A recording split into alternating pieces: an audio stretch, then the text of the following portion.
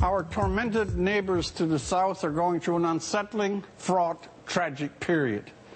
Up till last week, who could have thought that a famous sporting event with a world audience and participation could become a brutal, bloody killing zone?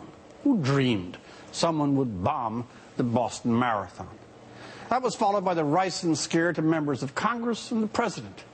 And then the third cross, that monster explosion at the fertilizer plant in Texas just last night, where the number of dead and injured is even greater than the toll of the Boston bombing.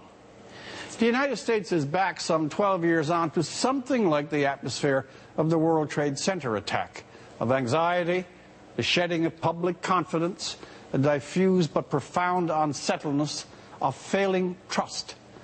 We might take one observation from all this: how quickly we can be shifted from one state to another, how the enduring codes of tolerance and civil restraint can, on the pivot of terror-inspired events, be twisted or shattered, and how quickly we move into darker territory where either fanatics or terrorists find murderous rationalizations for acts of immense violence and pain perpetrated on innocent people and children.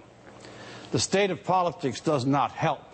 Who turns to politics or politicians for inspiration, trust, understanding, or conviction? Phrases tumble out of the public mouths, but they carry little power and less conviction. Words are dead before they escape the page or the prompter. A little bit of Churchill or Lincoln would go a long way these days.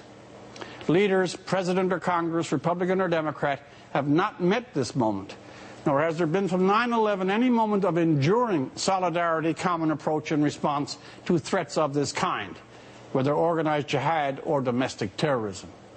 Instead, even tragedies are manipulated to make political potshots.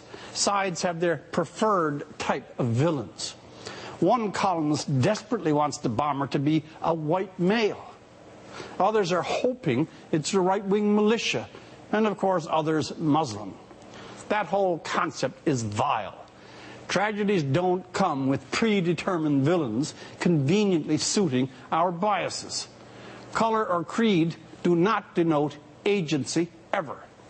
The United States needs to reach out heroically for the now old idea that there are certain events that rattle the entire civil order, threats to the peace and contentment of all citizens, that demand common national response.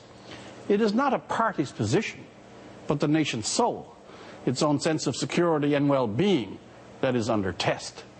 This is a moment for inspiration and determination, a return to the ancient and apparently all but forgotten notion of statesmanship, speaking the voice of country over party. That would be a real tribute to those killed and maimed at the marathon, the United States finding itself again, shedding the rancor and vanity of its current partisan divide. For The National, I'm Rex Murphy.